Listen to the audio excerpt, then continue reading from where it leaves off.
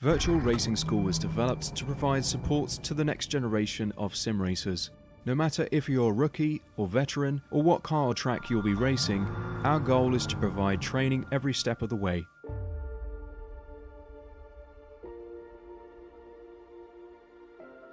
We found that iRacing can be quite difficult without proper training.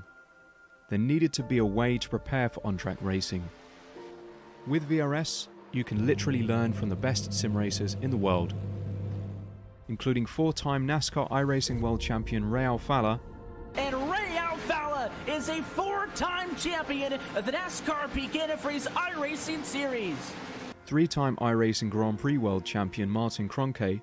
Martin Kroenke becomes a three-time world champion. Rallycross World Champion Mitchell de Jong. Mitchell de Jong is now champion for the iRacing Rallycross World Championship Series. And many other top sim racers.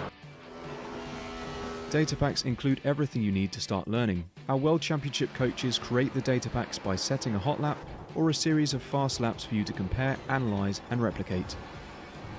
Data packs also include a tutorial where the coach points out techniques they use to hit the fast lap. This gives you access to the latest driving techniques and setups before you even hit the track. Sign up for a free account and download the VRS telemetry logger. With this application running seamlessly in the background, your laps automatically start syncing to the VRS website. From there you can analyze and compare two laps of your choice, whether it's your data, the coaches, or your teammates. VRS will automatically target improvement opportunities so you can get up to speed even faster. VRS also makes it easy for you to request and schedule one-on-one or group coaching sessions. These sessions can range from 30 to 90 minutes, and you can select the car, track, and setup combination of your choice. Visit virtualracingschool.com today to sign up and get started.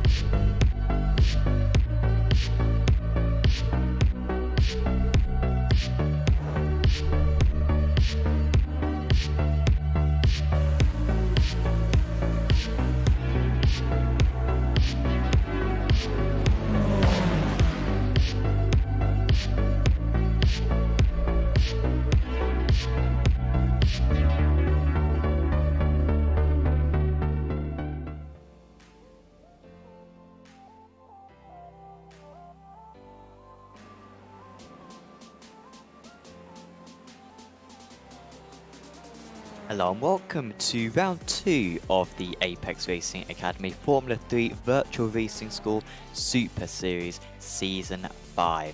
This second round of the championship is coming from Hungary and it is broadcast on Apex Racing TV. My name is Sam Fitzpatrick. Alongside me in the commentary box is Austin Knight. Marco Barbanera is operating the cameras.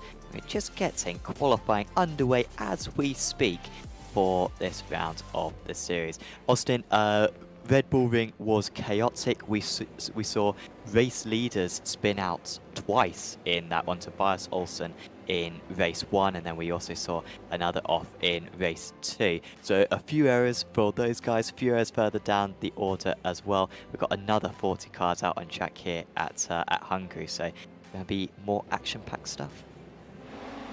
Yeah, action is certainly going to be in hand as, well, nearly the snaking of F3 cars is going on right now, and everyone is trying to get the temperature into those tires and finding a spot on the track, just like they do in the real-life Formula 3 series and Formula 1 series, to avoid that dirty air here, especially in that in the final sector that we're heading into right now, as we're looking at Carl Winkler heading into, well, what is likely the Monaco without the wall section right here, and you know, it's very tight, it's very twisty, and it is going to be a lot of excitement around here. But yeah, overtaking possibilities, they're not as much as they were at Red Bull Ring. So this race is going to be all about attrition and how good you've mastered this track. Yeah, it is a very technical circuit, particularly that SS section that we just went through, and even these final few corners for very slow speed stuff. and you got to be very precise as the drivers will start to back up a little bit. Certainly not as bad as what we see in Formula 1, because these drivers will not have as bad turbulent air as what you see in the highest category of racing. I just realized, if ARL does the Formula 1 series when that Mercedes car is, you're going to have to make that a solo qualify. No. All right. You've been bringing up Crofty quite a bit, and honestly, I get so. I want to use a word which starts with P and then a second word which starts with O, because I get very annoyed basically at whenever he says he finds a solution to it, and obviously it's not going to work. Just let them do what they're going to do. Don't have any gentlemen's agreements, and just let it happen. That's the only way. Any regulations will just cause more problems.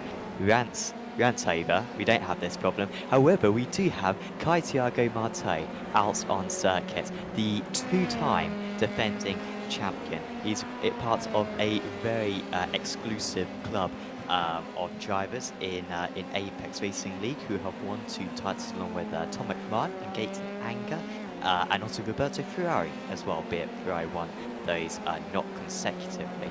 But Martell didn't take part at Red Bull Ring. He's got some catching up to do, but the car number 1 is going to be the first driver to set a lap time, it looks like. Yeah, new team for Thiago Martell. Usually, he used to be a driver for Team Suzu. He's signed with Delta Sport. So Martell puts the first time up onto the board, and well, yeah, the now Delta Sport driver is leading qualifying right now. They're followed by Kelly, Rasmussen, and Negrete behind them. And Marco, I know we have that that new leaderboard feature on our timing screen for the prototype thing. Is that going to be making a return for the Formula 3 series?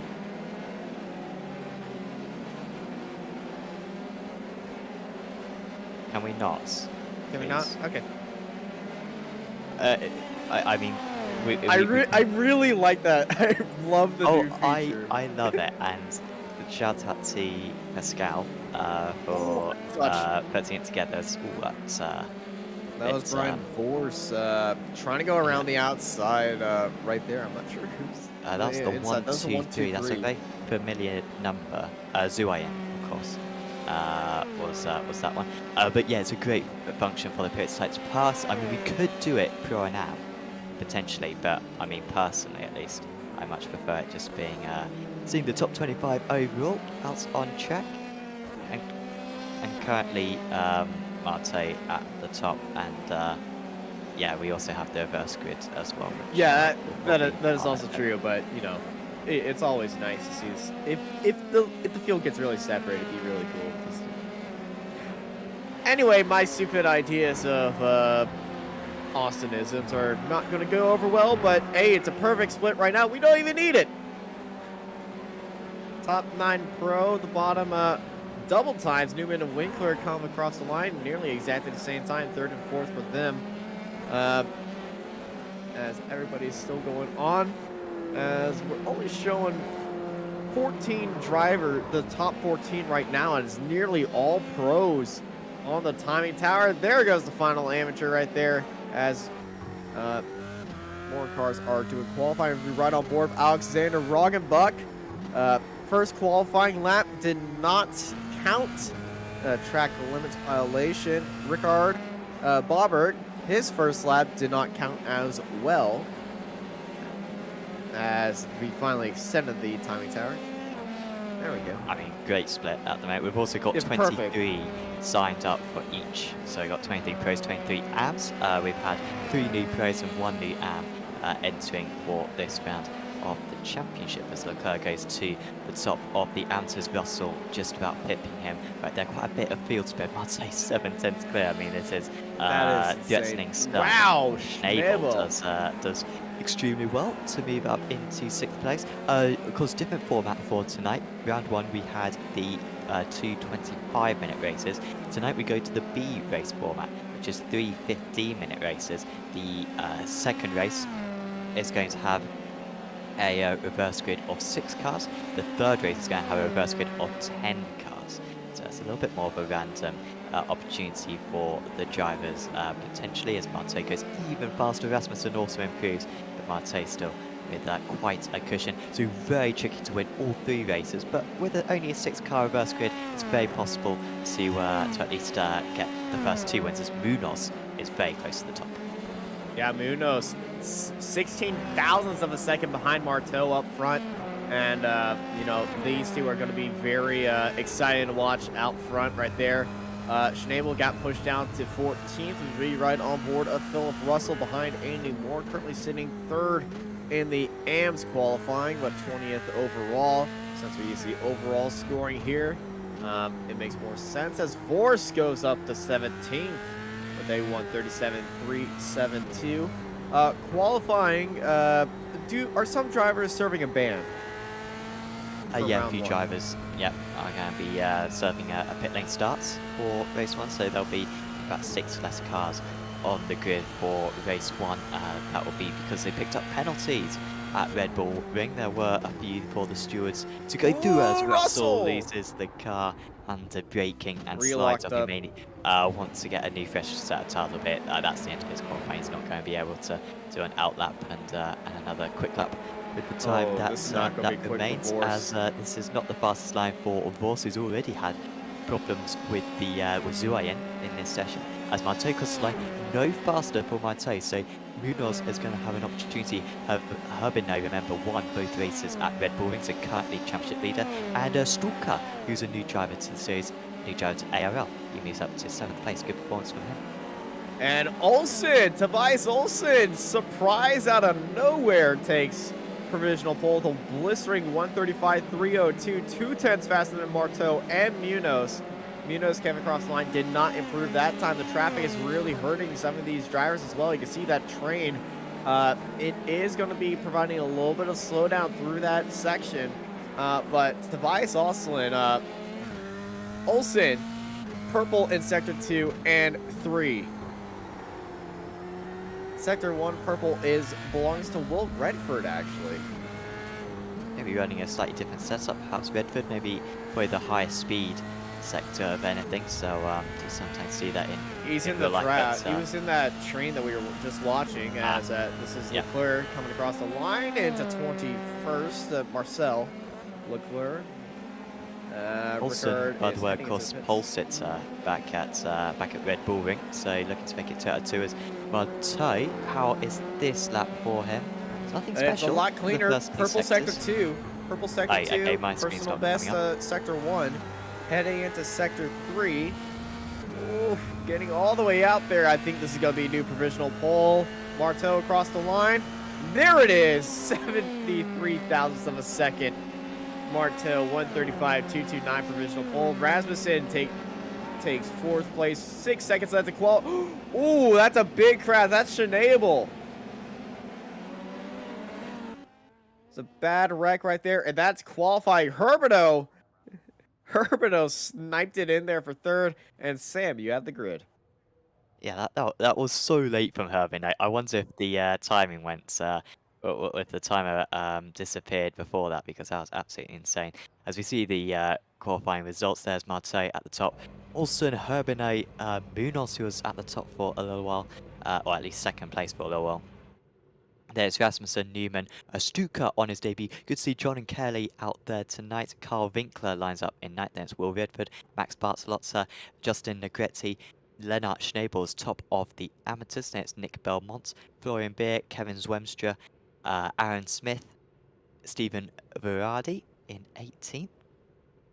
In 19th is Richard Boberg. Next Nathan Nicholson, Andy Moore, Marcel Leclerc, Brian Bors, Chris Rosenkrantz, Kostas Malishev, Mads Bisgaard, Jack Reeve, Philip Russell in 28th. Then it's Russ Fowler, Mickey Blaze, Vyacheslav Potapenko, Alex Roggenbuck, Edwin Rivera, Max Chicane, Christian Engelhardt, Georgie Zuayen, Christian Glamsetter, Brett Accord, and Brian Hotham. A few of those drivers at the back will not be taking that start. They will be starting from the pits. So really, this is the front 3 that I really wanted, honestly. Austin, we've got Marteau, two-time defending champion Olsen, who was very quick last time out, but just made 2 main mistakes, really could have won both races. And Herbino, who's currently the championship leader. I think these three are the favourites for the tights, and they're going to be duking it out in this 15-minute race 1.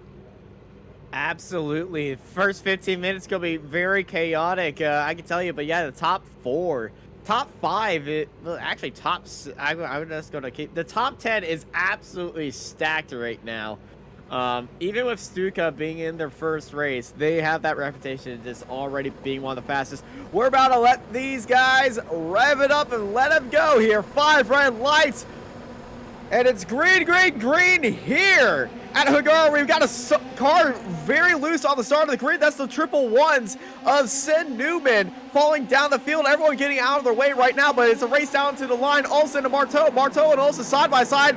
Marteau holding around the outside. Olsen sends it up on the inside. Tobias Olsen still holds that lead, but you can see Marteau right behind him. Marteau going all the way out into the grass right there. Somehow they don't touch. Marteau going around the outside once more, but Olsen defending onto the inside. Side by side they're going to go heading into turns 2 and 3, but Olsen defended very well right there. Very exciting first few quarters already for the fight for the lead. And Stuka moving up to 3rd behind him as Olsen and Marteau going side by side through the kink right there. Olsen and Marteau. Marteau having to get off the track right there. We got a spinner out the exit. Big crash. Big crash. 3 cars involved. And I think it's going to be more as more chaos happens on the outside right-hander turn. And it's just a massive pile of F3 cars right there. 4 or 5 cars wide through there. A lot of checking up to do and a few drivers feeling a little bit more pushy about it. As we ride up board Rasmussen behind Stuka. Stuka getting a little bit slowed up right there. Rasmussen getting a good run. Looking down to the inside. This is Carl Winkler. Winkler is having a great start. There's more chaos going on. Oh my gosh, Swemstra's involved as well in an incident as Tobias Olsen leads it out of that final sector, heading into the final 2 corners. As it's Olsen and Marteau, Stuka, Rasmussen, Herbino, Redford, currently your top 6 and in line for that reverse grid, and 1 lap is already in there, and I'm going to give the mic to Sam as I can't breathe. Yeah, a lot happened on that lap 1 as Marteau is trying to stay super close right now. See Olsen just ahead of him. He hasn't got much of a run into turn 1, duking out through this first few corners. Great start for Stuka. Did make a mistake in the second half of the lap, which dropped him a bit far as Herbino has moved up. Oh no! Stuka off. And he's collided with Rasmussen, so that's an easy promotion there for Herbino to move up into 3rd position, and Stuka will not be able to continue like that. He will need to pick up a faster pair. Currently, Smith is the leader out of the amateurs, and Bisgard is 2nd place up 14 places in that category. Oh, that's it was breaking point. That's 171. Way too late. Got his eyes on the car on his inside and just ramming straight into the back of Stuka, who had a very good round up to that point, and he's just limping back to the pits at the moment. Broken rear probably wing. Best to get a tow back to the pits, if anything. So yeah, in the amateurs, it's Smith up there in 5th place. He had a great Red Bull ring. He's having another great race tonight. Bisgard, Boberg, Reeve, and Bors running out the top 5 in that category. Yeah, 12 cars involved in a lap 1 crash, and made their way into the pit lane. The only car that was not involved in that crash, I would believe, is Chicane, who is down in 38th and just had a late start to the race. He's already been lapped. The pits for some reason. Also, Munoz starts it from the pits, and he is trying to figure out where. Well, he's now 26, so I think he got there all clean. He's up about 14 places, considering he started from the pits. Yeah, So, Munoz, he was on the grid, then last second he went into the pit lane. Might have had a connection issue that got him out into the pit lane right there. There's a late dive by Belmont. Belmont, look, not going to have a chance on Florian Beer right there. But Beer is enjoying that. Just probably going to enjoy that little look and probably saying a little bit of cheers right there that he didn't send one in from back there.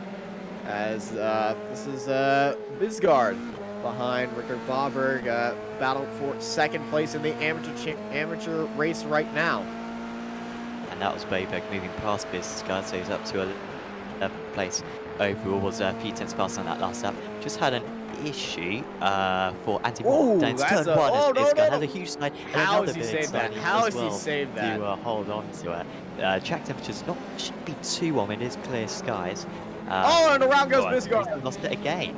He's super overheated those tyres, and Rosenkrantz had to make evasive action from him. So shameful the driver who was up 14 places at one point. He's going to be close back to where he started after all of that. And you can see, only 26 degrees track temperature. These will be the conditions that they drove in, as Munoz has had a problem. So after starting from the pits, qualified up in 4th place, and that looks like a self-spin coming out of the chicane. Yeah, probably just got on a little bit too much curb, maybe hopped the curb a little bit too hard, got into the grass right there, and went around. But yeah, the rear ends of these cars are, once they get going and overheated, you have to treat them very nicely. That's what Marteau and Olsen really figured out with these cars. Of course, Marco has been sending his knowledge of the IGP Fun series that we have on Sunday nights, which will be here at, once again, Hungaroring next week.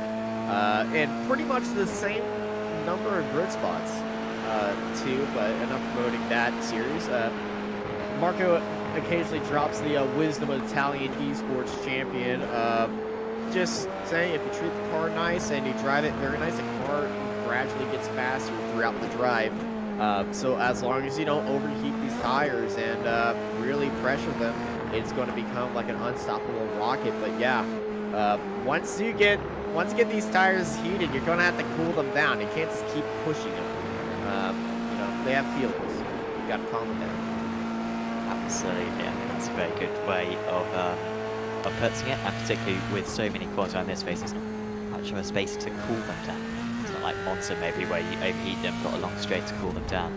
It is absolutely constant. And just that's kind of hit straight, the only relief that the tyres get. But so maintain the gap to Olsen. He's really struggling to make much of an impression, though. Olsen, after that great race start, seemingly maybe has done enough. Honestly, it's early to say, but because we've still got 8 minutes to go, but Marteau making no impression at the moment. Still Herbino only just ahead of Redford. Redford coming very close to a race 2 win. Last time out, never won a race in the series, I believe, but unfortunately spun with about a lap and a half remaining, not even a lap and a half, a lap and a couple of corners remaining, and he is right on the tail of Herbino at the moment. And I've also got the battle behind Beer, which I think we were just watching, ahead of Belmont and Berardi, and also Vos staying ahead of Rosenkrantz and Zuayen, as we could see a move here for Redford heading into turn 1-4. Really tricky corner to make an overtake, but if you've got the momentum, you can make the move. He chooses better than that, though. I wonder if you could quickly go back to Rosenkrantz, because he's, I think, alongside with Brian Force at the moment, trying to hold on to his 13th position. Force having to go the long way round. I don't think he's got the exit there, and you'll have to really wait until turn 1, which is the next overtaking point.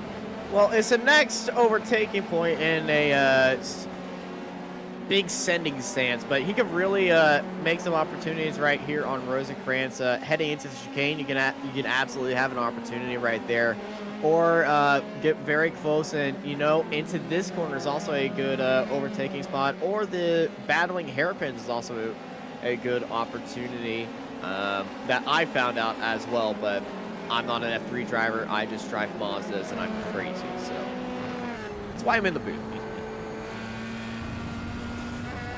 Probably marginally more tricky, but yeah, this one's a chance maybe. But oh wow, that's well, just early on the brakes, honestly, for Zoyan. I thought maybe Force had overshot it, but actually he was the one in the correct there. It was the Canadian. He was a bit too cautious. Very quick driver, Zoyan.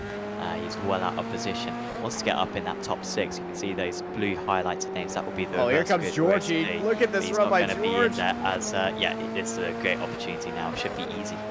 Well, he's buried in that Drat, a little bit too close, not too close to get some overspeed, but there is a overspeed right there, down to the inside. He's already cleared him by a car length heading into the braking point, and Georgie's way up into 14th, and oh, around goes Force. The Delta Sport driver is around.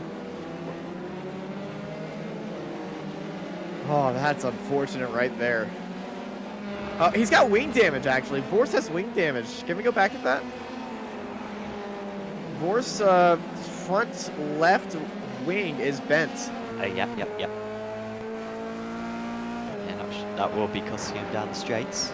Yeah, I'm not sure where he picked that one down up. this track. Yeah, I would like to go back to these just because Marco brought up that lovely graphic, and it is my favourite graphic. Oh no, there's too much action going on. Come on, guys, stop battling.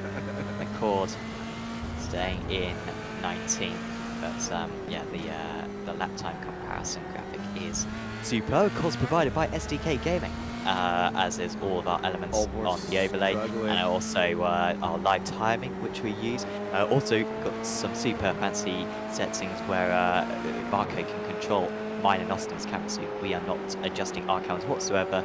We're not following a stream either. We are got iRacing open, and yet magically our cars and our camera angles get chosen by Marco. It's absolutely superb stuff. And of course, it can also be used as a heads-up display, so do check out sdk-gaming.co.uk, as Redford is closer than he's ever been, but Herbino just delaying that turn-in forces the Brits offline, but he's got a fantastic run now coming through turn 3. That's a very cheeky defense tactic by Herbino right there. You can see Redford looking up the inside, but just selling it, not actually going for that move. We saw Marteau tried that on the start of the race, and he actually went way off track right there at the start. But Herbino right on the gearbox now, heading into the chicane. And that chicane is pretty deadly at times, especially if you hit that sausage curb. And my theory is if you hit that sausage curb, you could be risking some front wing damage. That has Herbino really... as that was actually Redford really going off track right there, using all of that runoff. And you can really abuse the runoff here, but not too much. You do sacrifice your bonus point for a safe 0x race, and that's one more X closer through a drive-through penalty. Huge train of cars behind Fowler right now. Just want to have a look at this monster of a snake. Oh no! Force around. Well, he's got a lot of camera action so far. Oh no! And well, hesitates fortunately, and then gets back going. That's a shame for him. Chicane as well in a tight battle. So he's just been able to get to the top of this. Max has front wing damage too. Ahead of Andy Moore, and there is Force rejoined the track. It's a pack of 4 very Oh my gosh! This is Potapenko and Kelly. Kelly qualified quite well, didn't he? But he must have been involved in something in lap 1. We haven't really seen him since. And he has been involved in something. I think it was the 147 ahead, and then another driver has spun round. My gosh! And he's almost gone over the barrier. That is a violent crash that Jordan Kelly is involved.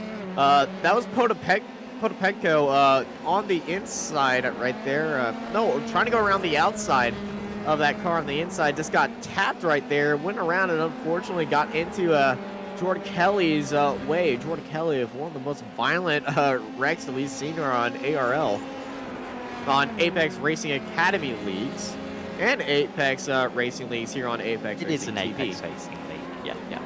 Yes, but under title it's Apex Racing Academy, or ARA. Yeah. It's not ARA. It's not ARA. Don't start this again, Austin. Come on. Hey, I live in the USA, okay? Abbreviation is my game. Ah, there we go again. Yeah, it was Potapenko on the inside. Oh my gosh, thanks for that roll bar. The gyro cam on the roll bar right there.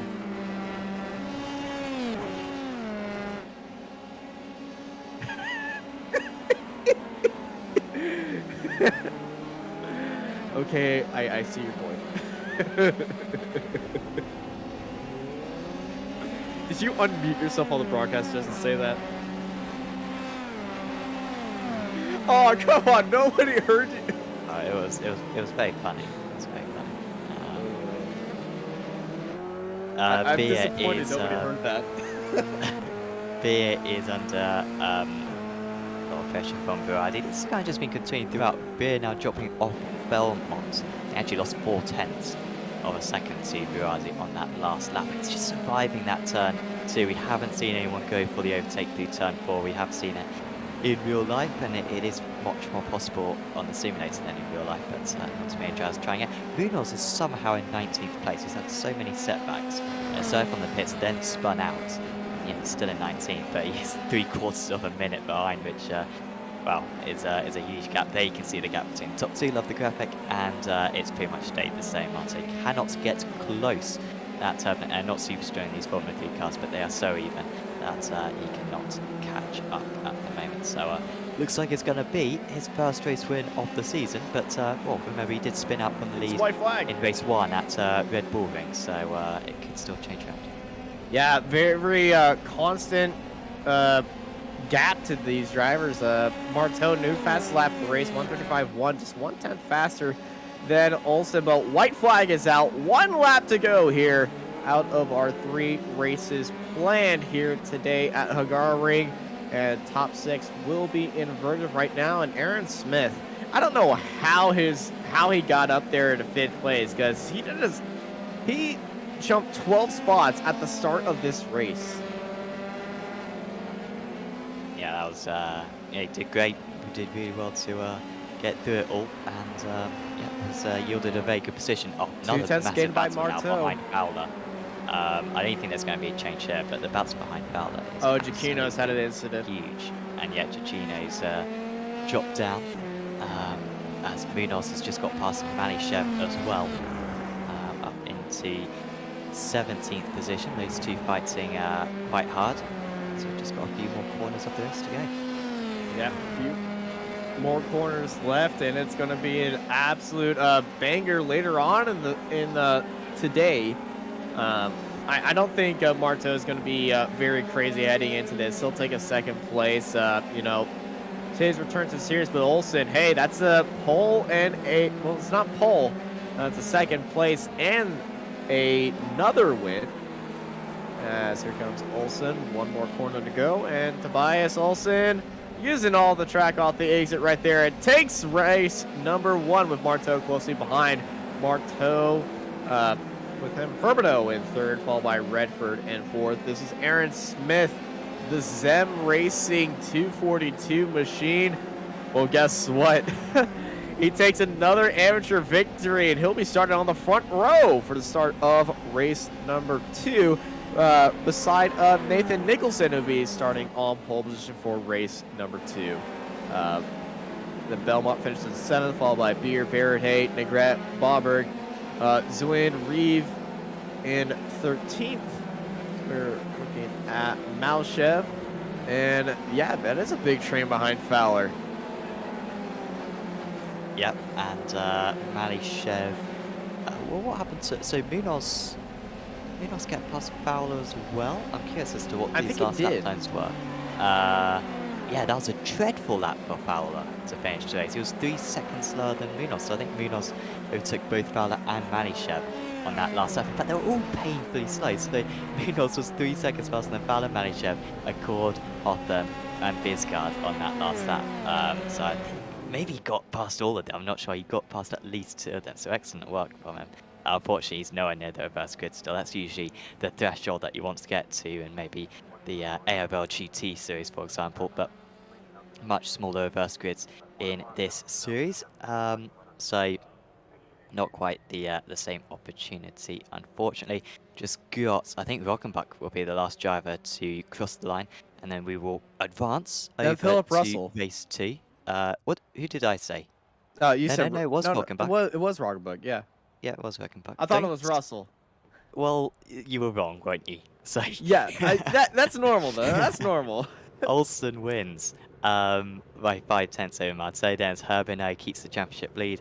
Redford was in 4th, then it was Smith, top of the AMs, Nicholson, Belmont, Beer, Virardi, Negrete. That's the top 10, top 6 inverted, and the rest of the field will go through for you because we are just 30 seconds away from race 2. No pit lane starts to serve for drivers this time, so everyone will get onto the grid, and yeah, we will see if Nicholson can hold on to this one. It was a great start for Marteau and Olsen from the launch, at least in race 1. Can they replicate it this time? And of course, overtaking going to be quite tricky, albeit those top 4 from race 1 did seem to be in a slight different league to everyone else. So it's a very quick gridding up process. You can see the drivers gridding up round the final corner. 5 lights are on. Race 2 of the evening is underway at the Hungaroring. Nicholson immediately tries to cover off, and he's just about done enough against Smith, who will have to try to find some more fresh air as Redford is storming around the outside. Redford might be into the race lead here, going into turn 1 from 3rd position on the grid. He drives it in deep, also a fantastic start. I think that's Olsen going around the outside as Redford does make the mistake, as we've got Herbino spinning off there, and I think maybe picking up damage. Also, Herbino and another driver really making quite a bit of contact. I think it was Smith. It was He Smith. was dropping down the order, and Smith has certainly got damage. And now we've got a spinner around as well, no! and that is into the middle of the circuit. And Oh, drivers big will make chaos, contact big with that chaos. one. One of Lots the Crips and lots machines in of there. contact. Oh my gosh, this is absolute chaos right here. I have to say 20 cars at least. At least 20 cars involved right here. Absolutely just chaos right there. Will Redford in the lead, Olsen beside him, and Nicholson in 3rd place. But behind him, I don't know what the heck that was. Looking, we already have Aaron Smith towed, Belmont towed, Munoz, Fowler, Riviera, Moore, Bartolota, Rasmussen, Engelhardt. More cars are just being added to the tow list right now, but what a chaotic first lap. Jack Reeve is just towed right there. Marteau is involved in that as well. Marteau has an issue. I wonder if he wasn't the one who spun out of turn 2, was he? I'm quite sure. Now here's what happened to Marteau down to the inside. Tried making a move right there. Does he just get a the 199? No. Oh, this is chaos. Well, something had already happened to him, I believe. I don't think the 199 is near the front, so yeah, got set back initially, and then yeah, another problem there. So it's Redford leading the way, 1.7 seconds clear of Tobias Olsen, who really pulled away a lot on that first lap. Boberg is now leader out of the amateurs, and I can say that we've got, I believe, 11 cars going back to the pits, plus 5 more. I'm gonna have to say at least 8 cars more. Yep, there's 7. And is Hotham? Did Hotham get lucky? No. Okay, so the total cars that were involved in that wreck, we had 21 cars that were not involved in the wreck, and 20 cars that. Oh my gosh! Half the field was involved in that wreck. Half the field. Yeah, I want to know who spun initially, which kind of caused I saw Aaron Smith get caught up in all that very slowly, and then I think it might have been Vorse. No. Vorse has somehow made it through. There was someone in 6th or 7th, I think. Munoz? On that one. Could have been Belmont. Oh, might have been Rasmussen. It was Belmont. Oh, I win. Thank you very much. That's it. We were naming everyone in the field. We had to get it right eventually. I wonder if you get a replay of that one actually, Marco, to see he literally just spun it by himself. But then, of course, it just caused chaos for everyone behind. I mean, it wasn't over-aggressive driving or anything. There is the car 104. And a few drivers behind him did a great job at avoiding him. But obviously, from that position, it's just a massive time. And then unavoidable right there. Multiple car crash, and holy crap. One of the drivers stopping. Excellent work. Yeah, excellent. I don't know if that caused any bit of more, but it pretty much had to stop right there. Marteau heads into the pit lane. And, well, this takes the Red Bull record, which I don't think that we were going to see ever broken again with that 13-car wreck. 20. Yeah, Marteau, has he gone back to the pits then? So I'm surprised he's needed to take more repairs. Maybe. No. This is for his first time into the pit lane. His first. Yeah, I'm surprised he didn't pit after lap 1 though. But must have done a lap and thought, nah, this is too much damage. Bisgaard has made a mistake. Oh no, he was having a very good run. Was the Norwegian, and well, I wonder if there's a hardware failure actually, because he's still yanking that wheel to the right. Spinner just in front of him. And this is heading into that treacherous kink. And, onto the curb, and boom. Doesn't seem like hardware failure. It just might seem like a massive force feedback and going on over there. Because I guess he already used his fast repair? Or didn't have one selected? I think he survived. Oh. He was doing really well. He was up in like 10th place or something. So being able to survive without it. So we might see him. Oh, the fast repair turns on after you tow. That's right. So he's just sitting in the pits, and his wheels are just janking the wheel in your hand to the right because of his actual suspension damage, not a toe link issue. Was that just making? I think that's Smith actually down a lap. Yeah, Smith down a lap. So that wasn't a move. That was just Beer lapping him. Very close behind Herbin. Currently reverse good par, but he'll want to move up a bit further than that. He had an initial collision with Smith, I believe. Which spun them round on the exit of turn 1. He's going to be taken here by Sven Newman, who's a very quality driver. Newman just credit out. Newman not won a title in ARL this season. However, I think he's finished in the top 3 more than any other driver who hasn't won a title this season. I think he's finished second twice and third once this season, has Newman. So quite often the bridesmaid. Maybe this season will bring an end to that one, but very quality driver. Really getting in the way. Oh, Smith throwing all the unintentional blocks. That's Corey and Beer behind him. Yeah, it's very hard to get out of there. And Beer, here comes Newman. Sven Newman trying to hold it around the outside. Opportunity. Herbino's just sitting back there, and Newman's overtake on Herbino was very brilliant right there. Herbino was trying to get past Beer. He was trying to get past Smith, and Newman just saw that opportunity and went up there. Yeah, never the bride, but always the bridesmaid, Sven Newman. Well, hey, like you said, we're still early on in the championship. So, Boberg is going to defend from Zuayen. Zuayen's, well, surely this is just a matter of time. You'd expect the Canadian to be significantly faster. He was only 2/10 faster on that last lap, though, so not a whole lot of overspeed. He's got the inside for turn 2, though, and Zuayen is up into 5th. Yeah, Zuayen, very great battle with Rickard right there, side by side, and very close right there, almost touching wheels with each other. But absolute brilliant fight with them. Now, I can't remember if Beer has ever been part of Core Sim Racing. Maybe his brother Mateus.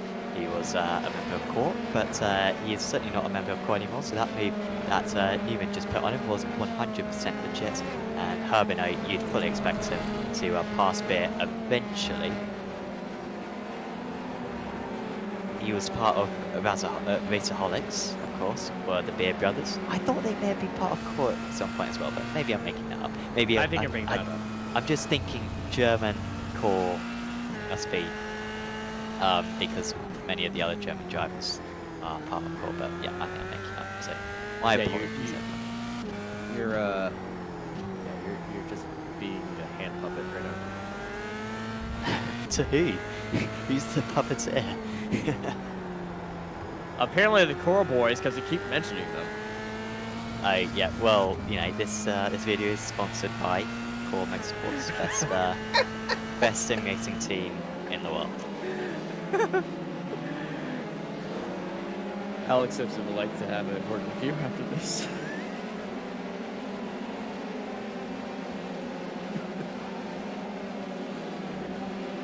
I'll get my bags. Bye, Sam. Boberg is keeping up with Zuayen. I'm very impressed by Boberg. He was very good at Red Bull Ring. He did a good Formula Renault 2.0 championship as well. I think he finished runner-up in that. He is a very improved driver over the past few months. And, so that 6th position is very impressive. Bartolozzi has had a miserable day. He was right. He must have been right in there because he started like 20. Oh, yeah. So he would have been like at the front of that pile-up and probably got hit multiple times from behind. So he's having a miserable time. He's in 31st position and just trying to get his way past Edwin Rivera. Quite an interesting situation because these guys are wedged between 12th and 13th on the lead lap. So you kind of got the front 10, then a bunch of back markers, then the next 10. So it's a lot of drivers fighting, but not necessarily competition. Yeah, it's a very odd situation indeed. Hatfield being a lap down, who were really involved in there, had to take a tow for the start of the lap, and with that tow time, they did get lapped by Redford and Olsen, who Redford and Olsen, I think, are the only two drivers that were not affected by that, so they're just having their own little fight out there. And no, it was pretty much everybody who started this race. Yeah, Olsen and Redford did get past Smith, and Smith was the one that really had that inciting incident that really kicked all this off. But yeah, Hungaroring is providing to be a very different show to Red Bull Ring. A little bit more chaos. But very exciting race starts, I can tell you that. And I'm so happy iRacing added this track to the calendar, because I'm on the minority that I really love driving around here. I think it's absolutely superb. I was very looking forward to it. I think it's brilliant for all types of cars, multi-class, low-powered single-seaters, high-powered single-seaters. So yes, very, very pleased that it was added to the service. Winkler is going to get past Glamsetter. He's up to 19. I thought he was going around the outside. Haven't seen many moves around the outside turn 2 so far, so hopefully we'll see a bit more of that in the remainder of this race and into race 3 as well. Winkler's still not clear, but Glamsetter's not going to be able to beat him from there. Glamsetter, of course, the FR 2.0 amateur champion from about a month or so ago, won that title with some ease. Also a former runner-up in this championship in the amateur category. Moving up to the pros for this season, as Herbino has had to come to the pits, and that is going to deny him the chance. Front wing, of look at the front wing. Reverse grid.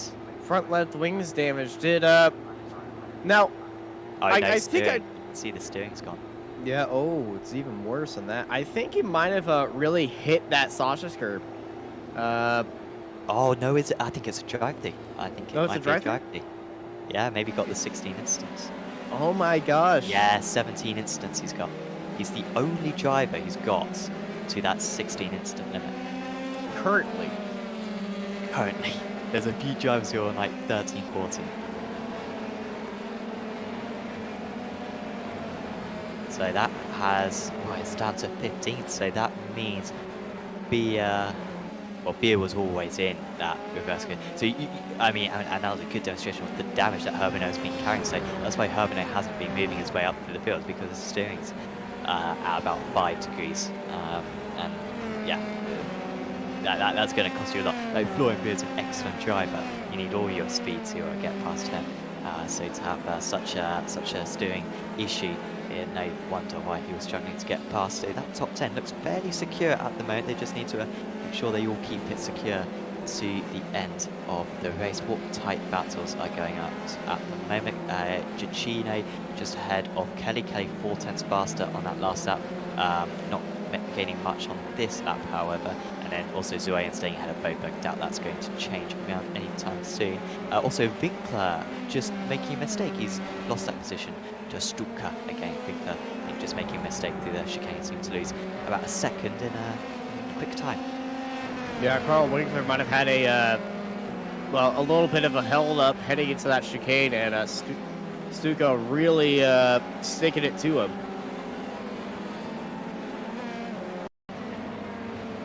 So, this is the replay of Carl Winkler and Stuka. So, yeah, Winkler had a great lead up there. So, did he just like lock up heading into this chicane? Oh, he's really missed that corner, definitely.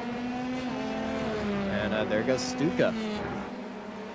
I'm surprised how much speed the cars can carry through that chicane. It's so narrow, but really using all of the chicane that they can just to try to make the corner into a bit more of a sweeping chicane. Have you taken a GTE through there yet?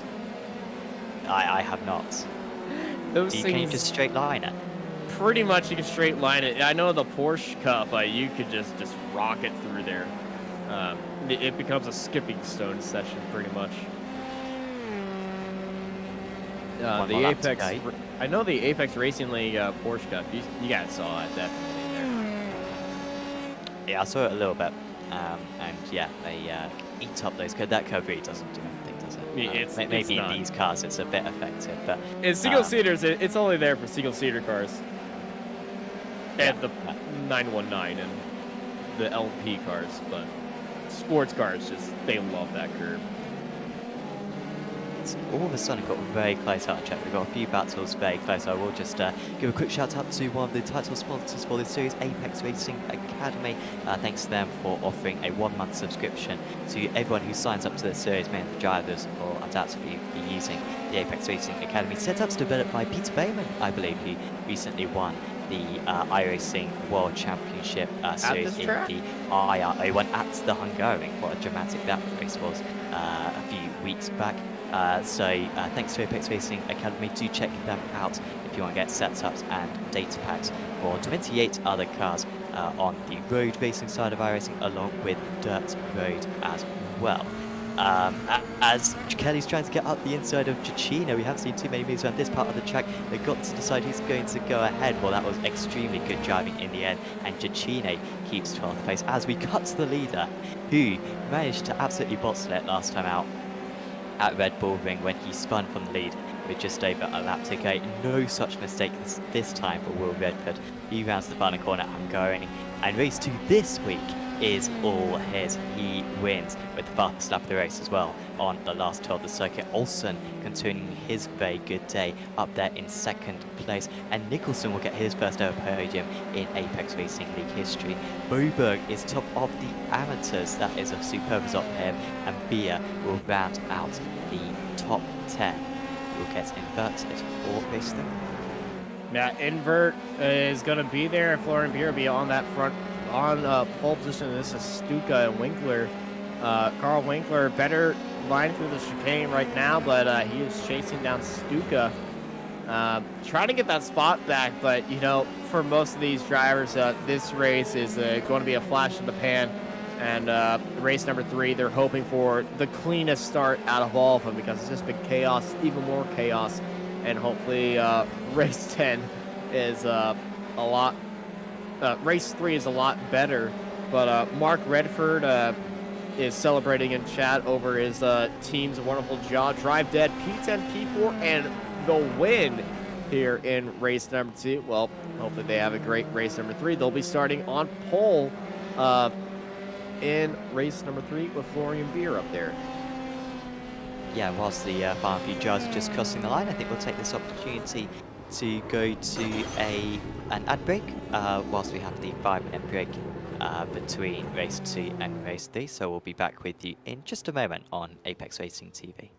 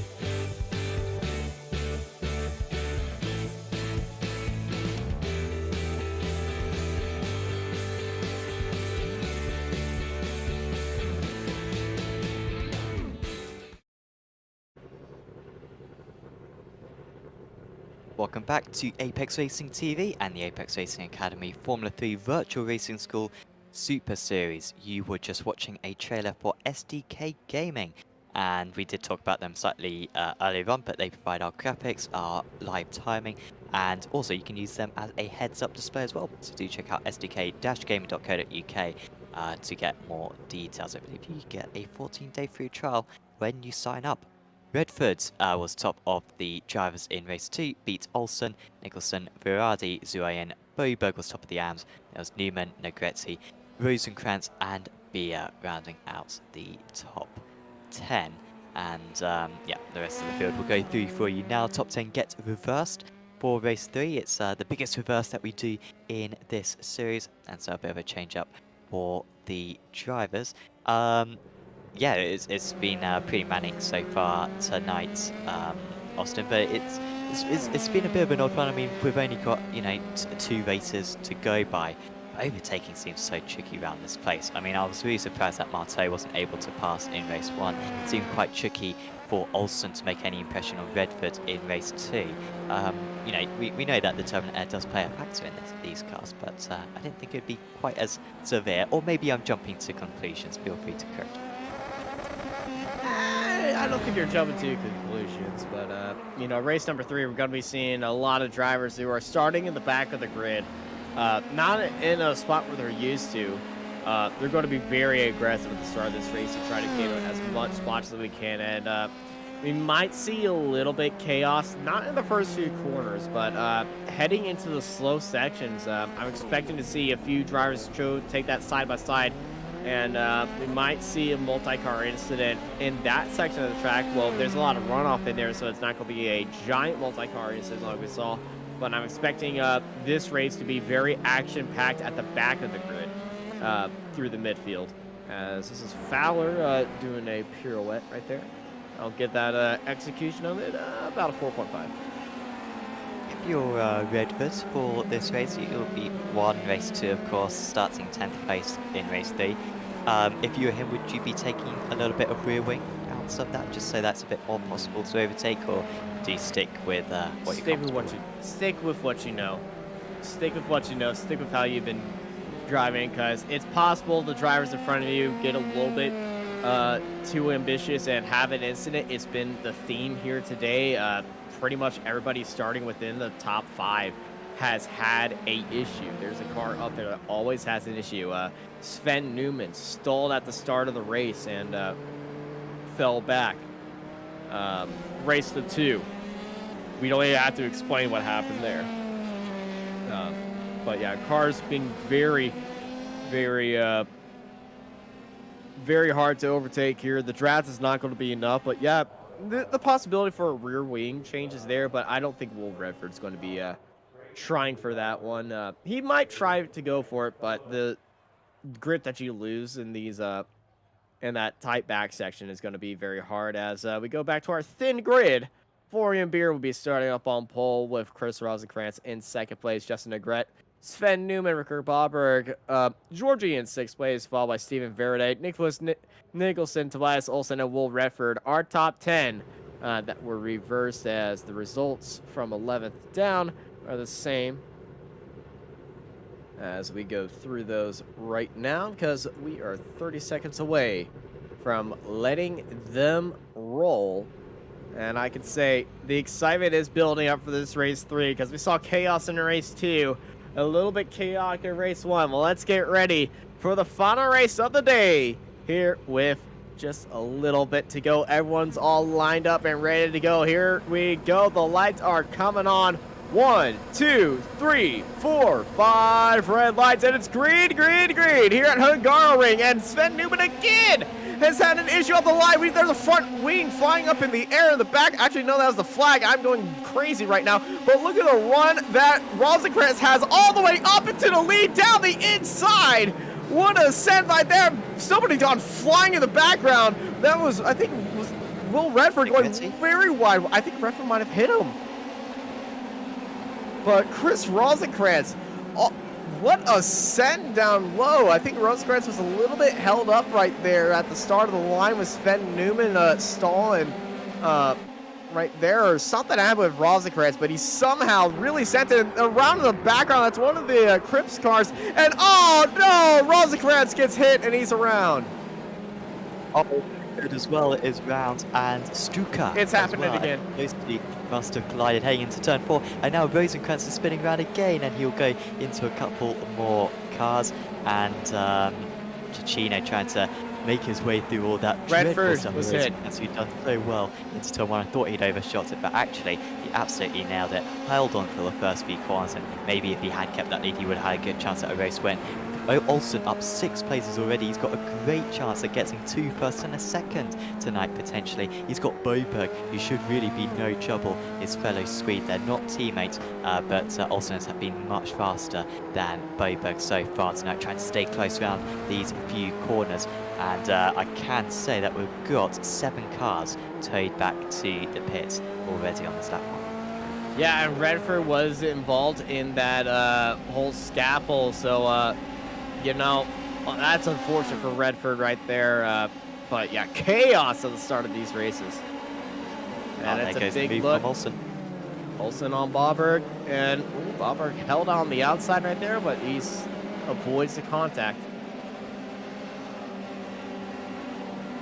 Olsen's passed now, so next up will be Beer. I think he may have got past him. No, I think he was always ahead of him actually in race 2, so shouldn't be too much of a problem. I back him to make that move as we see maybe something that's happened on that one. No, it's just our cameraman having a slight mistake. Chicane and Moore have spun around. Moore's had a dreadful time. He's been quick. Zuayin as well is off the track. At least he hasn't got damage. He is 3 places down from his start. Zuayin would have been hoping to be up in the top 3 at this point, honestly, but it has not worked for him. Marteau, at least recovering. He's in 8th position, up 8 places from the start.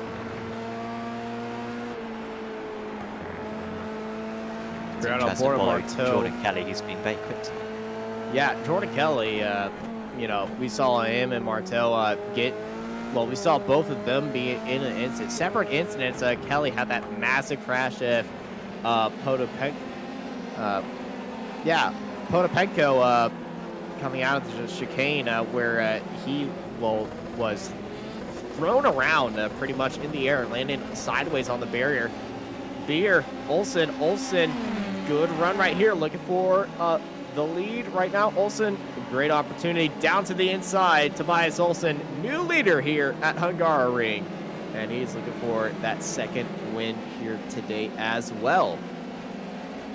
Here with no fight whatsoever there, knew that he was going to be overtaken eventually, and so gives it up fairly easy. That will be disappointing for Marteau because Marteau's only 3.5 seconds off the lead. Rasmussen. That's a 3-car hit right there. Nicholas Rasmussen involved, and that's the end of his day. And Engelhardt was the car that he was tangled with, and I think Engelhardt tried to go away, but he just stopped. Let's get the instant replay of what happened. See Nicholas Rasmussen. Oh, was a car. Engelhardt was coming out of the pits. Was he? I think it's unrelated. Maybe I think another driver's piled in. Oh, okay. So, yeah, Engelhardt just got in there. Then it was tapped from behind, pushed off the circuit right there. Stuart, of course, will have any looks at that one instance and any further instance that the drivers protest will be looked at by the stewards, who will have a variety of penalties. Could be penalty points, or could be pit lane starts, perhaps, for the future rounds. So there might be a few of them. Of course, it's tricky because some of the instances, particularly the race 2 instant, just a spin an issue for a driver. And so the driver spins by themselves, so you can't really blame them a whole lot. Might be getting a penalty for that one, and it just caused chaos behind that last instant. A bit more obvious. Marteau is very close to Kelly, and Kelly's got to make a move if he's going to hold on to this position. Here comes Marteau. That is excellent car positioning. We know how good he is at moving through the order when he won his title last a couple of seasons ago. And he's straight away onto the back of Berardi. He might be able to get 2 places here in a couple of corners. Berardi knows that he's just got to hold on around this part of the circuit, and then he's safe for the second half of the track, and he's looking to try to achieve that. But Marteau's got a better run coming out of turn 3. He's going to have maybe his car marginally alongside into 4. He certainly got to the better line, and he moves through, and that's great work as well from Kelly to slide on through with him.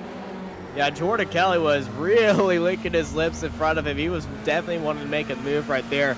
But Marteau and Kelly, very nice fight right there, and very nice overtaking. Verde leaving them the space and not closing it off. We saw a little bit of chaos in the Formula 3.5 championship, which is immediately after this race when they came here earlier this season, where there's a lot of drama about that corner of the fight for the lead, and all about not leaving space there.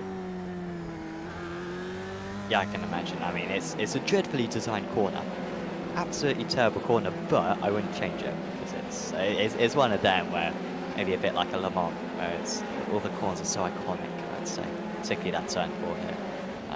You'd be very brave to change it, because it's such a feature of this track. But yeah, if a second designer created that now, you'd rip up whatever he was writing it on and throw it in the bin, I imagine. Beer's got quite a queue behind him. Boberg is so quick tonight. He's doing great, and if that's not a contest curse, I do not know what is. But he could get a podium here, Ricard Boberg, which would be his first overall, as he's trying to get past, but he needs to be a bit more committed than that. And if he can get past, then that might give him the opportunity to sprint away from Nicholson. Also, this is race 3. Race 2 was absolute chaos, but for some of these drivers, it is race 2 because their race at the start of race 2 was ruined. But yes, this is actually race number 3. Timer Tower is carried over from the features. I'm sorry, everyone. I'm sorry, that was my bad. Thanks, Sam. I've got really good recently at changing it. Like, I reckon final 4 races of FR 2.0 and race 1, or round 1 of this, I absolutely nailed it. Mess it up tonight. As Zwemstra and Zuain, wow, Zwemstra around the outside. He's in 9th place. I think that is an overtake. Yes. Yeah, it is. Well done. Zuain's not quite as quick as I thought he would be for Valence Racing. He's still not so. It's a very high quality field out here, but Zuain, I think, former race winner in this series, quite with the pace at the moment, but I'm sure he'll get stronger as the season goes on. Yeah, as we're on board Marteau, behind this train of cars, Olsen at the front. Olsen, he has broken away from Beer and everyone else, but Marteau could get up to 2nd place, but he's got a lot of cars ahead of him. Sven Newman and Nicholson. Sven looking up the inside, just selling it, not really going. That's a lockup up there by one of the Crips. That's Boberg up there, and he's falling away from Beer, so Boberg risk of losing his penalty spot. That's Nicholson, and that Delta Sport car look down the inside, now switching around onto the outside. He's got a good run. He's side by side with him, but Boberg able to hold down the inside line and get the great launch out of that corner, and Boberg able to stay in 3rd place, but that train is really active right there. It's like a beehive's nest behind him. Yes, it'll be disappointing for Boberg that he's dropped off the backup there, because he was getting a nice draft before. That would have been helping him down the pit straight. As Newman gets past, and also Marteau is going to go with him. That is opportunistic driving there from Newman. Kelly wasn't quite able to slip through, but that's bad news for Boberg, because Newman, Marteau and Kelly are not 3 drivers that you want behind you. Also, Berardi has caught up, Zwemstra and Zuain also catching up, and Smith is doing very well, a bit under the radar, but Smith is up 15 places from his race start. He is up into 11th place. Also, they're not sure, remember him? He got pole position in qualifying, and haven't really seen him since, but he's up into 12th. Newman was bump drafting Boberg through the corner. They made contact as we were watching on board of Kelly. Up in the distance, I swear I saw Boberg and Newman touching right there, but Newman with that big send. Is he going to try one again on? Oh, yes, he is. Boberg leaving that inside door open for a charging Sven Newman. And it's a slide by Jordan Kelly as he trying to make the overtake on Nathan Nicholson in that Delta Sport car. Now Marteau wants to move past immediately so he doesn't get left behind by Newman. But, oh, come on. We need to see someone do it. Here he goes. By Tiago. Gotta go around the outside. Can he keep it within track limits? Yes, he does! The inside for turn 5. That's how you do it. Excellent work. He's a 2-time champion. Car number 1, Marteau. He's up into 4th place. And, well, we asked for it, and he delivered. What a brilliant move by Marteau. Jordan Kelly looking down the inside. No space there for Kelly to make that move on Nicholson, but Nicholson leading the train. And what a massive fight behind him. What a beautiful overtake by Marteau. Marteau, if you're watching that, clip that, send it into iRacing. That's beautiful. I always mean to, but I always forget. But it will certainly be on social media. I can guarantee that one. That will be on social media. We do love a big crash as well, so we'll probably upload that. But I think that is nearly as good as the 20 car pile uploads we had. Side by side through the final corner right there. Veraday and Georgie side by side. Aaron Smith's behind him. He's got a great view of what's happened in front of him. Side by side also in front. Jordan Kelly looking for that switchback opportunity and doesn't get it off right there as Kelly's being caught by Zlimstra right behind. Florian Beer is being caught by Marteau, and Nicholson just holding off Kelly. Kelly, like a hornet, just hunting him down, but unable to really hit the mark right there. Kelly looking down the inside, trying to have Rasmussen. Oh, Kelly goes around. He's hit the curb, and him and he made contact. He made contact with another car. I think that was Zlimstra. No, Smith made it through. It is Zlimstra. Look at the front wing. Zlimstra does not have a front wing. Well, the front wing's there. It's just underneath the car. No chance for him to respond to that one. That was just losing a lot of grip, but now he's getting in the way. Well, he's not getting in the way. He's trying his best, but Kelly was making contact with him again. And yeah, that car will be a handful to drive in its current state. He'll be dropping down to the lower echelons of the top 20. Newman has got past Beer. He's up into second place, and already Marteau onto him as well. Marteau cannot keep tabs with Newman, but a third position would be a good recovery from 16th on the grid. He's just lining it up, and well, so far Beer has not offered any resistance. Maybe now that there's only 2 laps to go, maybe he will defend if he can.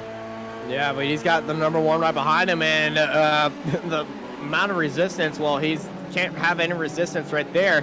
Marteau's already passed him heading into the corner, and Marteau up into third now, as that is Rasmussen ahead of him, I believe, the 189. It is, no, it's Rosencrantz.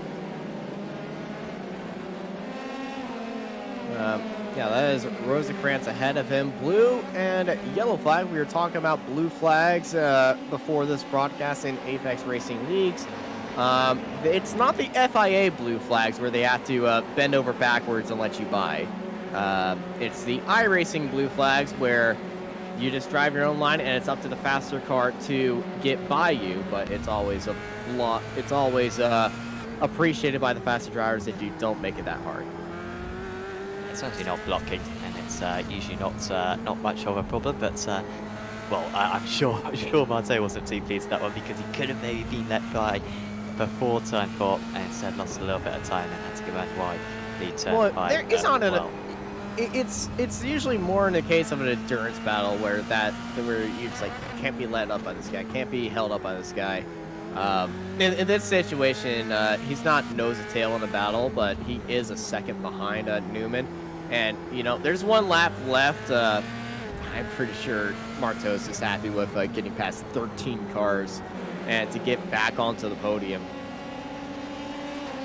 Yeah. It's been an excellent performance on his return to the series. Are there going to be any more moves? Well, Boberg has caught back up again to Beer. Remember, he dropped back a little while back, but Beer's been held up by all those drivers, putting him offline. So, apologies, no, it's still 1.7 seconds. So the incorrect gap right there. No, I think it's just my timing screen playing up slightly. But yeah, Beer ahead of Boberg, ahead of Nicholson, also close behind Smith. He's just ahead of Kelly. I think he's overtaken Kelly, so excellent work there from Smith. I believe Kelly was on the back of that train, just ahead at one point, but Smith has been able to get past at some point, and they've got also Lennart Schnebel right behind. Schnebel's been very quick these past few laps to close that gap. Kay's looking a bit fast now, maybe made one mistake which lost him that position, and that chicane, the overtaking spot, which I didn't know existed, Kay's not going to use it. He's got very little opportunities remaining. as Olsen out in the lead. Remember, he took the race 1 victory and then 2nd place in race 2. He could not have dreamt this evening to go much better. Honestly, it's been a fantastic performance from him, and it's going to propel him into the championship lead after a very disappointing Red Bull Ring circuit. He has been brilliant here at the Hungaroring, and he takes his 2nd race win of the night. Tobias Olsen for Alcantech NHR wins at the Hungaroring. Beer will beat Boberg, Newman and Marteau round out the podium. Boberg wins in the amateur category for the 2nd race running. Smith and Schnebel round out the top 3 in that one. Rivera just trying to defend from Negretti at the moment. Negretti was about a 2nd faster on that last lap. He's going to try one last attempt on the run to the line, but I think the man with... Oh no, Negretti's lost it right at the end, spinning up the wheels. And well, can he just keep behind Munoz? It's going to be a run to the line. Negretti just about gets there in time. He finishes in 16th, just lost that one. Well, he didn't even lose a place because that was a back marker. He got past him as Munoz sets the fast lap to finish the event. Yeah, that is an unfortunate end to your day right there. Andy Moore is looking for that inside line. That's a 299 of Michael Blaise. And Michael has a big damaged wing. He's got the Italian front wing right there. But Andy Moore trying to hold it around the outside. He's got that inside line, but he's being defended very hardly. Michael with that wing that's bouncing in and out. But Andy Moore finding that inside line. He's going to have a bigger top speed right there. And Andy Moore is going to get 22nd. And he's going to be happy about that. Up 14 spots for Andy Moore right there. But woo. What a day we've had. Certainly raced through the best of them, I think. Those trains in the top 10 were absolutely superb. So really good to see the drivers more spinning it up as those just won the race rather than finished in 22nd place. But we like to see it still. Olsen with the race win 6 seconds clear of Newman. Marteau, Beer, Boberg was top of the AMs. Nicholson, Zuayin, Radi, Smith and Kelly rounding out the top 10. And once again, I'll let the order run through for you. There still were many problems for drivers out there. We still had nearly half the field needing repairs at some point in the event. And yeah, so I imagine some drivers pretty much didn't get any good results out there tonight. It's due to the chaos that we saw. But well, certainly Olsen had the best meeting of anyone, as we are already going to be able to have a chat with some of the drivers. Quick shout out though to Virtual Racing School, who are another one of our sponsors for this series. Virtual Racing School with over 50 data packs on offer.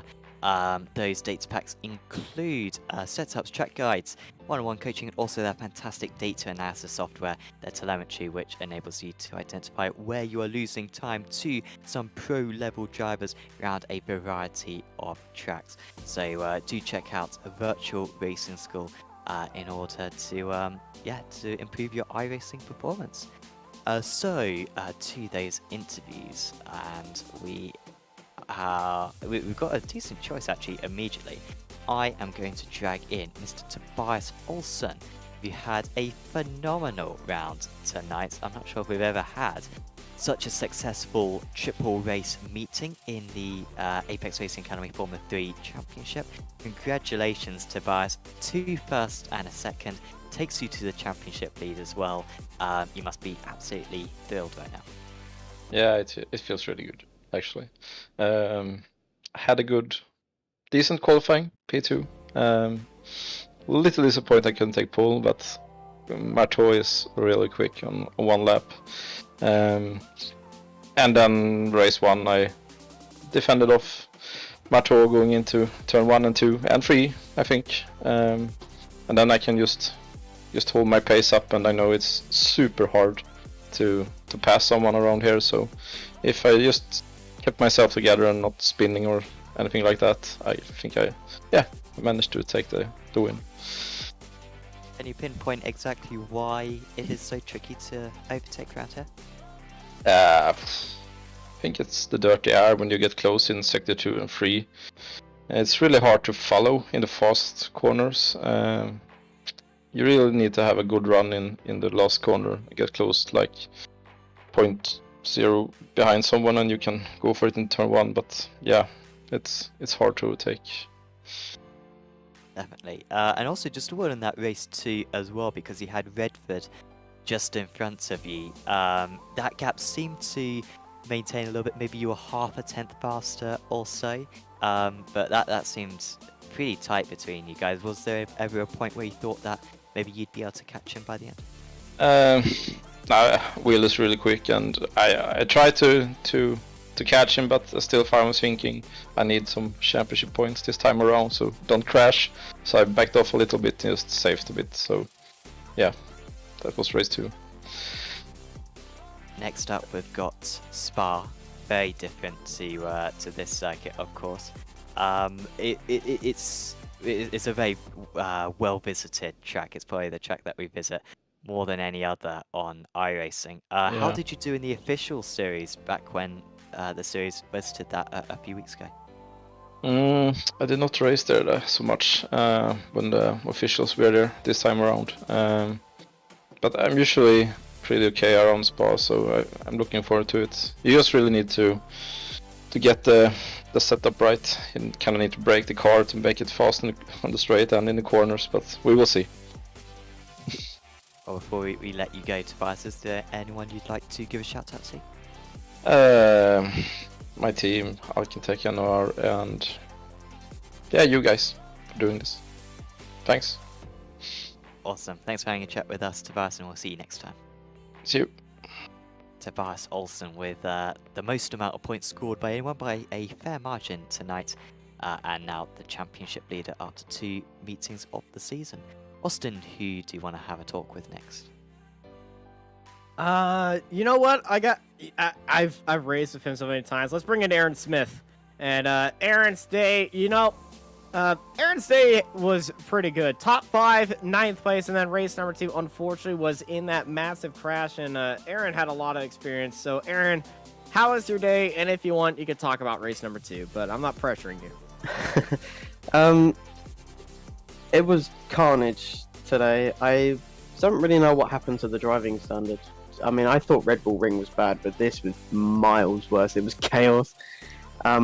Race 1, lap 1, I again did some Lightning McQueen type maneuver and just about avoided everyone and just kept it clean, came home in P5. And going into race 2, I knew that the pros would just want to get past me as soon as they could. But, I got squeezed and ended up on my side and had to tow. And it's annoying because I know that Boberg got some really good results today and I'm probably not leading the championship anymore. But race 3 went pretty well. Coming from 26th all the way to 9th is an amazing comeback, and I can say it was a pretty alright day. It was a good day besides that second race, but good for you is there's a lot more championship left. The championship's never decided by the first few races, so you got time to bounce back and fight for the championship. But glad you say it was an overall good day. Aaron, before we leave you to get ready for next week, which I have no idea where we're heading because the official series is an end because week 13. I believe we go to Spa, Spa. Good luck there. Before we let you play with your luck machine, anyone you want to thank? Apex, again. I mean, no one at Apex is at fault for what happened today. You guys always try and make this as clean and safe as possible. It's just a shame that today we couldn't really keep it as clean as we liked, but everyone at Apex giving out fair penalties to the people who deserve it, putting on the league, because I mean at the end of the day it is a really fun league and I love doing it. I love this car and I enjoy racing on this series. My teammate Jack, who put in some pretty good results today, he just got really unlucky in race 2, just like me. But in race 1 and race 3 we both put in some pretty good results and got a lot of points for the team. My parents, as usual, they're really supportive and I love it, and my girlfriend, she's also stupidly supportive. But yeah, can't wait for next week. And we can't wait to see what Lightning McQueen maneuvers you can bring there. And we'll see you next week. Good luck at Spa. And over to Sammy, standing by with Will. Yes, Will Redford, who I think I was quite critical of, and maybe undeservedly so when he made the mistake, which cost him the race 2 win at Red Bull Ring. But that is long forgotten. I barely remember it now because all those memories have been replaced with memories of him winning this race 2. Congratulations, Will. I was desperate for you to win a race to right the wrongs of last week, and you've managed to do it very quickly. Yeah, well, I don't know what you're talking about Red Bull Ring. That didn't happen. Yeah, good result in the first 2 races, and then the third one didn't go to plan. No, well, your pace seemed really good. I mean, in race 1, you were extremely close, I think, to Herbino in you were battling for 3rd and 4th, and then race 2 you managed to keep behind Tobias. So you must have been. Were you surprised by how quick you were out there, or kind of were you feeling very confident going into this meeting anyway? I wasn't really surprised. I knew I'd be up there. I think I'll be up there every round. It's just depending on, the gaps between all of us are so small that once you've got a gap, it's quite hard to get caught unless you're making mistakes, which is why you saw Tobias couldn't really reel me in, even though he might have been faster one lap, but then I was faster the next lap, so the gap sort of stayed where it was, which means it's all about the start, especially around this track because it's so hard to overtake.